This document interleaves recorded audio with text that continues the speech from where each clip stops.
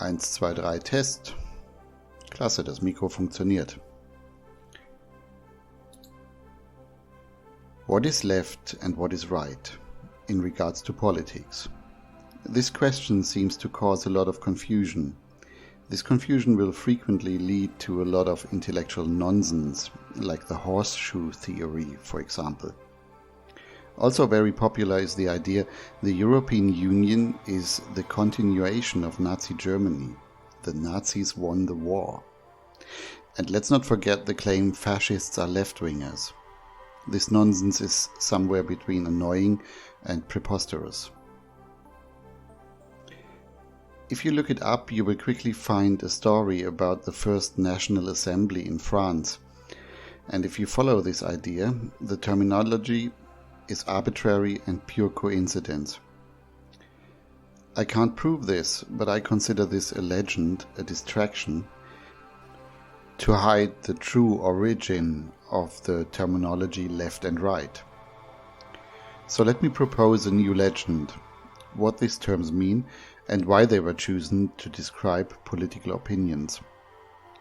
I guess the terms originate in Christian mythology.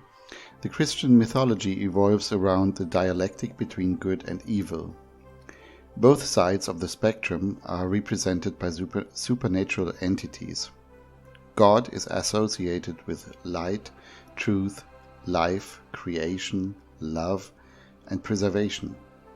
Consequential, the description for the devil is the opposite: darkness, lie, death, destruction, hate, and dissolution.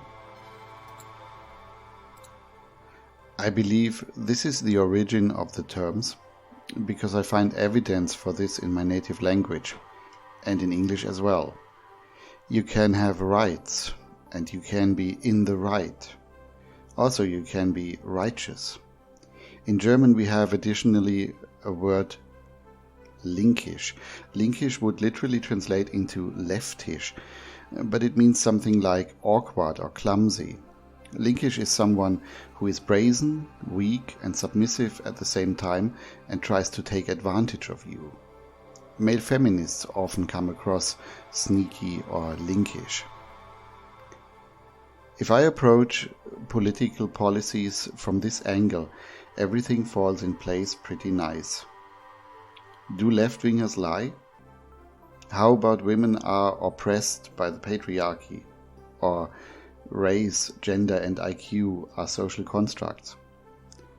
These are obvious lies. What about death? The left wing's obsession with contraception and abortion comes to mind. Destruction? German left-wingers think Bomber Harris do it again is an appropriate opinion in the current political landscape. That's pretty destructive. And hate is certainly easy to prove. Who could ever forget the famous Triggersaurus? Dissolution is actually the most common political policy for decades. Bring down borders, bring in foreign people, and promote hybridization to mix indigenous people out of existence. Allow marriage for homosexuals to bring down social conventions. Promote transgenderism and normalize all sorts of other deviant behavior to dissolve social norms. Through this lens, capitalism becomes a left-wing force, since it seeks to eradicate borders to allow trade and cheap labor everywhere. It also seeks to erase cultural and spiritual differences, because one size fits all is easier to produce than to reflect local customs and taste. Dissolution of all sorts of differences is paramount within the capitalist ideology of profit and optimization. Okay, but what about the right wing? Let's see. Truth would be one of the descriptions. The right-wing online community is really obsessed with truth. They want to talk about IQ while everyone else tries to ignore it. They talk about race in full consciousness how uncomfortable this conversation is. The man who inspired this video does research-heavy stuff about political history and political philosophy on his channel. In case you don't know Didymus, you can find links to his Bitchute and YouTube in the description box. He has quite some intellectual online gold to offer. I think we can safely assume right-wingers are relentless truth seekers. Life is the next point on our list. Well, the pro-life movement and the 14 words come to mind. Case closed. Creation. The idea of a traditional life with nuclear families and a lot of kids is quite obvious a characteristic of the right wing. You would also expect right-leaning personalities to build solid houses and plant a tree in front of it with their great-grandchildren in mind. Love is the next description. Well, few things are more obvious than this. Spend some time in the right-wing online community and you will hear their expression of love for the women of their tribe, the children of their tribe, their country, their heritage, culture and tradition, even their bloodline, which is the most frightening aspect in the eyes of the left. Here's Mr. Stack, who spends a whole 10-minute video to express his love for his country and how it got exploited and betrayed by the corrupt ruling class. I think the love of the right wing can easily be proven beyond reasonable doubt. And the last point of our list is preservation. Okay, that's not a big deal. Right-leaning personalities often join the military, the police and the local rifle association. I don't need to be a genius to figure out they do this because they want to serve and protect. So I conclude the right and the left perfectly fit into this scheme. This provides a new lens to look at the three most common types in politics. We have the progressives on the left, the conservatives in the center, most likely the largest group in numbers, and the reactionaries on the right. Allegedly, the reactionaries are backwards and want to turn back the wheel of time. Allegedly, reactionaries are anti-progress. This allegation is so incredibly flawed. Again, it doesn't take a genius to find the reactionary Nazis and recognize how much they appreciated technology and science. They were by no means anti-modernity.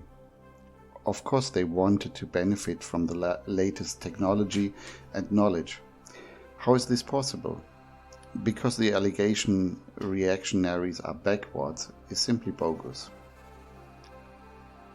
First we have to establish the simple fact reactionary behavior is the survival strategy of life itself.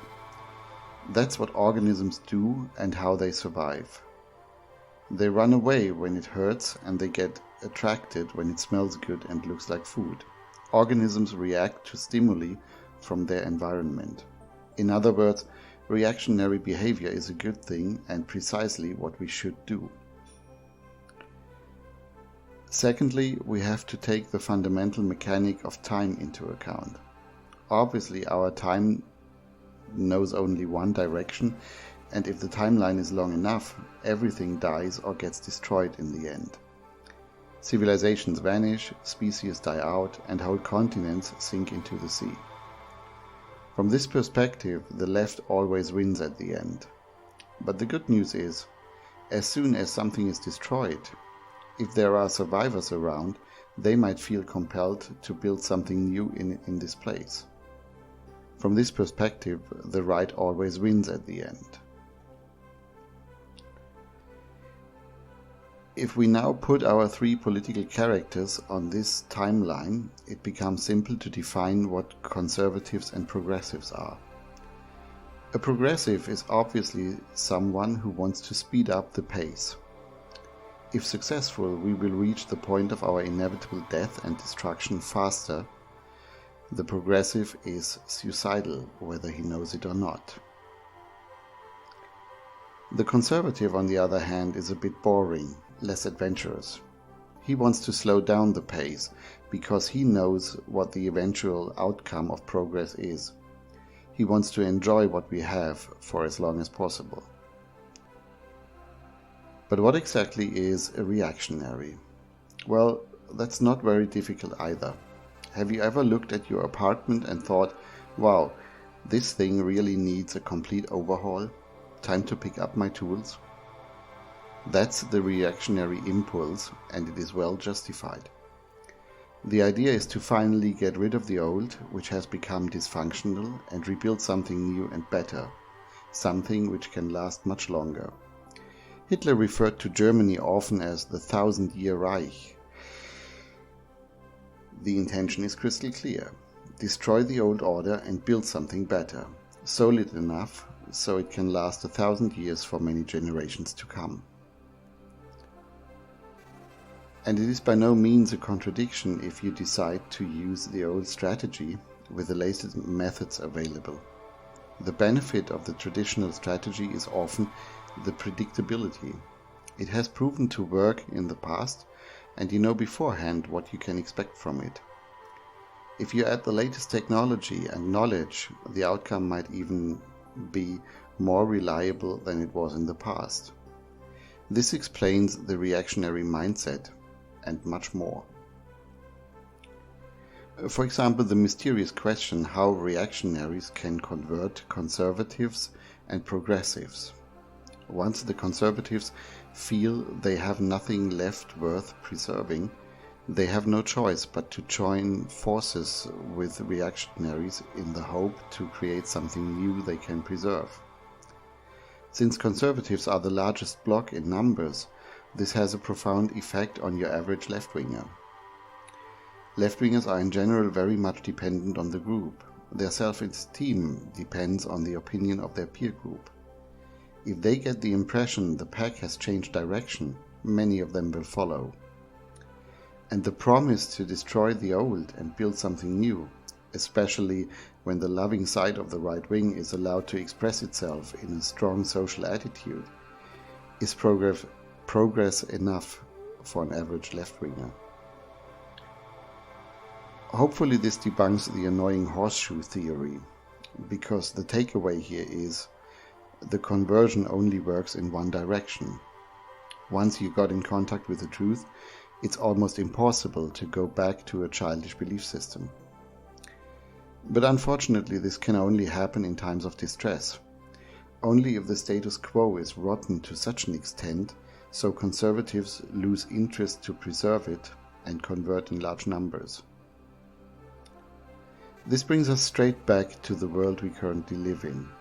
The civilization of the lie, kept together by a lying media cartel and a fraud money system. The biggest source of distress is at this point the relentless replacement migration. We can already see how this fuels reactionary movements worldwide. And this raises the question, can the fraud money system be sustained forever? If not, a collapse of the fraud money system would create so much distress worldwide, this would make reactionary movements explode overnight. So this is it from my side.